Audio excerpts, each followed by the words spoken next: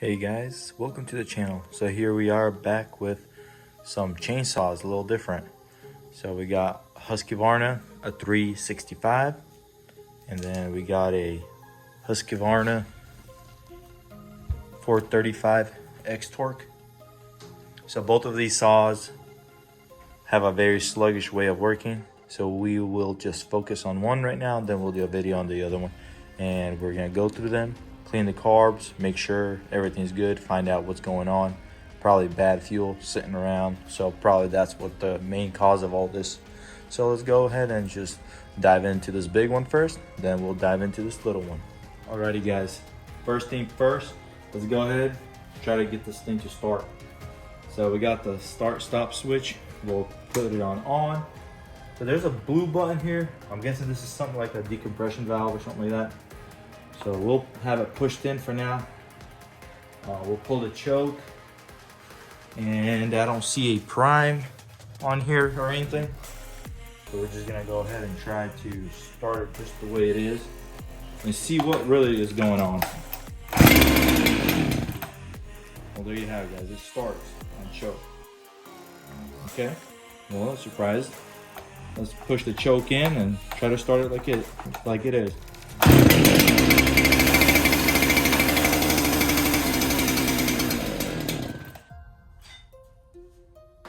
Alrighty, well, that started, but didn't stay running. Okay, fair enough. Now let's go ahead and try to start it and see if it'll stay running.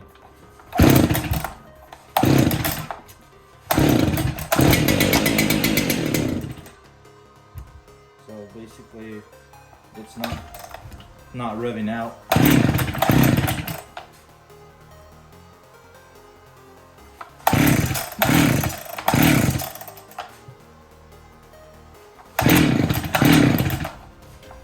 Pull choke. So basically, it's a hard start, won't start, starts up, won't rev out. Basically, that's the issue I was explained about. So let's pop this cap off. Let's jump into this cover and see what's really up and try to,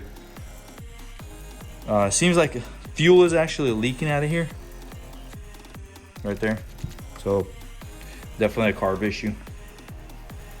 So let's go ahead, pop this cap off.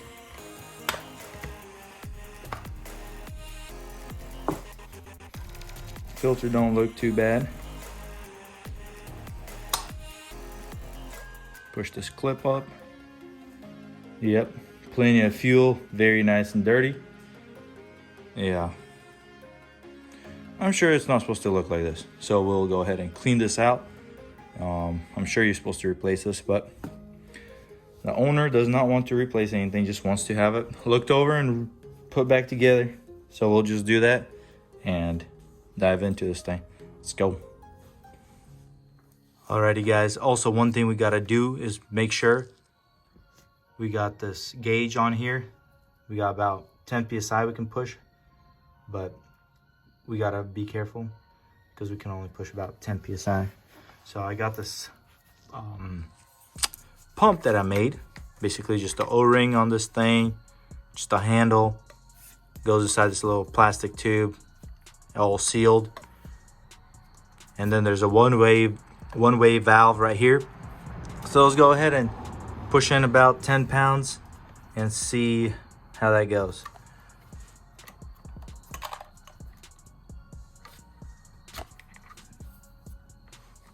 Alrighty, got about 20 pounds right there. And carburetor is good. That's one thing we wanted to know. And the line is good. We already tested the line. Now we just connected straight to the carburetor, and the carburetor is pretty good. It's holding PSI. It's not dropping. So that should be good. Alrighty guys, let's pop the spark plug. I noticed this little metal tip where the boot goes on was kind of loose. So not sure if that could have contributed to the bad start or running. But Seems like a very old spark plug. Check out that gap. Dude, you can probably put a, I don't know what you can put through there, but you can, it's thick. I mean, it's probably 3 credit cards can go in there easily. Alrighty, that got to be fixed. Cleaned out. Look how dirty it is. It looks bad. It looks like a lot of fuel has been going through there. All right, we'll lightly snug it in there, but we'll have to take the carb off because the carb must be leaking. But as you can tell, the area has been pretty cleaned out. I blew all the wood shavings and stuff like that, little dust and stuff. And I got the filter pretty cleaned out. Let me show you that. So I got me a filter pretty cleaned out. So I used me some of this like for dirt bikes and blasters, ATVs, I mean, cleaner. Sprayed some of that. And then we're gonna spray some oil after we're done.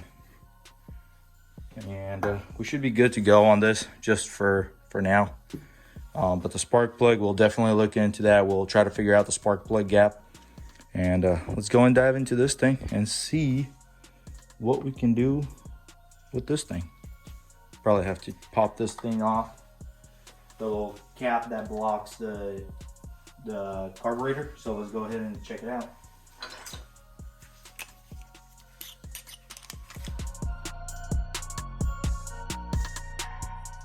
I hope you can see, but you can see that fuel is coming out of this little hole right there. Let's see if we can focus. Won't focus, but you can tell like little bubbles are coming up and appearing, but definitely not good.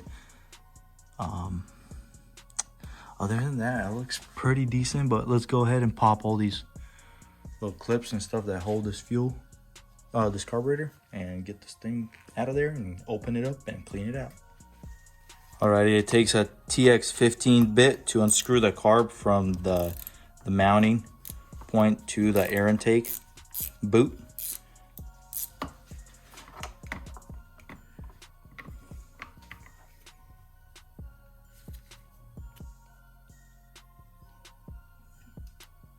This one you gotta use like a screwdriver type. So this is not gonna work, so I need to go find a TX15 like a screwdriver type.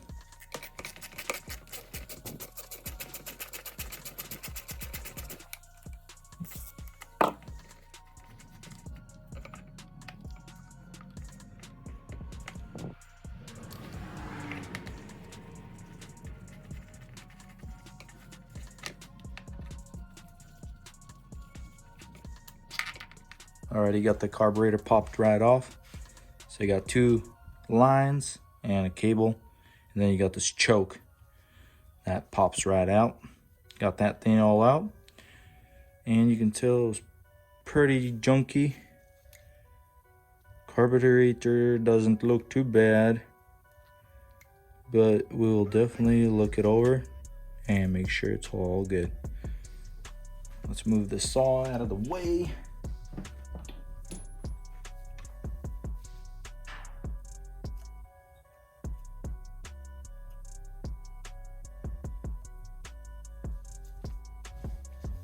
All right, let's set up a little clean area here and try to clean it all out.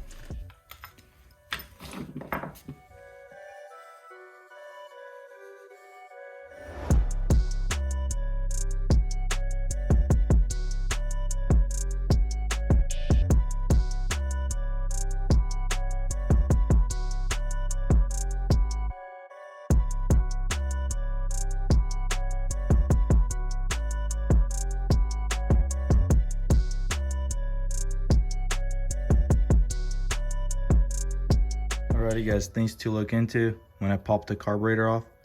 As you can tell, this thing was kind of pushed in right here. Wasn't really seating right. And there's some junk right there. Also, we looked into this carburetor and you can see there's a little mesh filter right there. Not much dirt in there. As you can tell, the carburetor is pretty clean, I would say. Not much going on in there. And this is where the jets, the main jets, the needles, the pilots, and everything sit. And this is how it looked. Pretty clean. The only thing that kind of looked sketchy was this little junk, but that's nothing to be really worried about, because it's either some kind of epoxy for this little tab that was pushed in there. And so what I'm gonna do is I'm gonna clean out all these jets, make sure they're clean, find some little wire, some needle that goes through there, and we'll clean that up. Also on this side, that's where the diaphragm's at, and it looks pretty good, not ripped or anything, but we will, you know, separate it, make sure everything's clean. Yep, looks nice and clean, no tears, so that's pretty good. I'm pretty satisfied with that. Doesn't look too bad. The jets, this is the valve right there. Looks pretty cool, the needle and everything. Nothing looks bent or anything. But once I tore this thing apart, I did notice that the fuel is getting pumped out of this fuel. As you can tell, it's building a lot of pressure for some reason.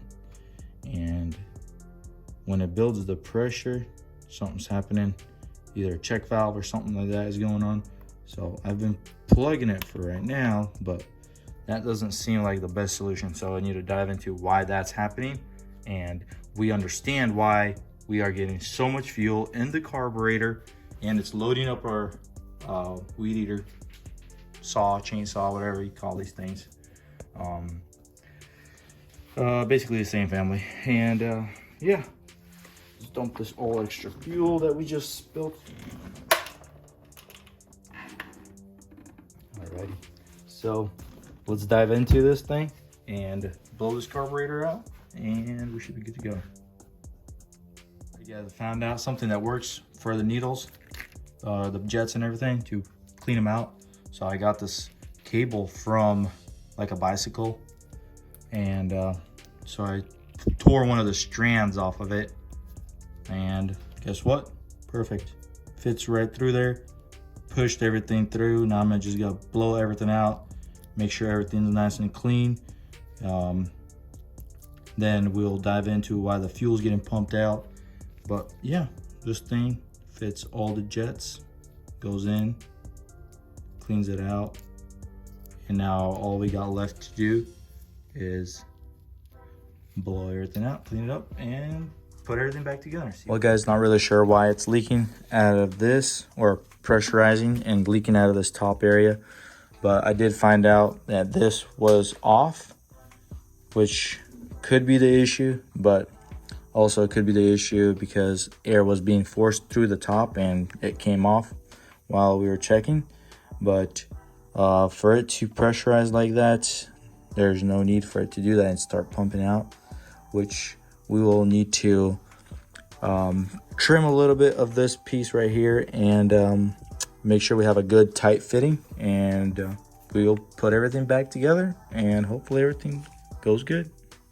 Alrighty guys, so we got the carburetor all put back together. Everything went nice and clean. We made sure this gasket on this side is nice and perfectly straight and even everywhere. And now we're ready to slap this puppy back in and hopefully hope for the best. So let's get back at it and install this thing.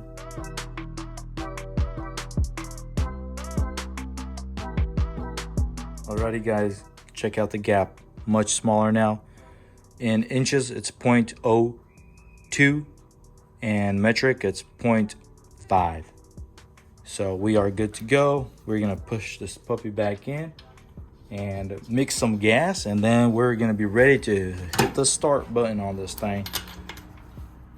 And everything else looks like it's pretty good. Tighten the spark plug nice. So here's my inches spark plug gap setter. So 0.02 right there. So it's the first, very tight. And yeah, so let's go ahead and put everything back together, and hopefully this puppy starts.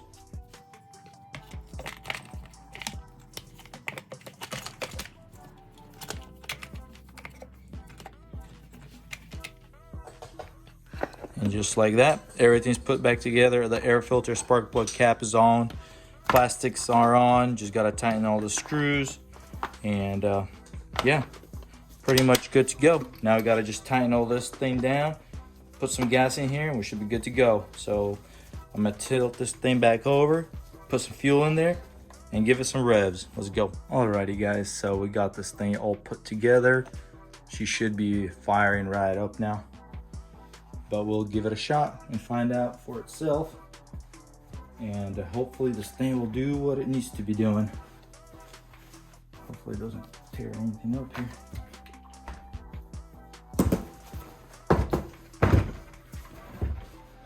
Alrighty guys, so pull the choke on,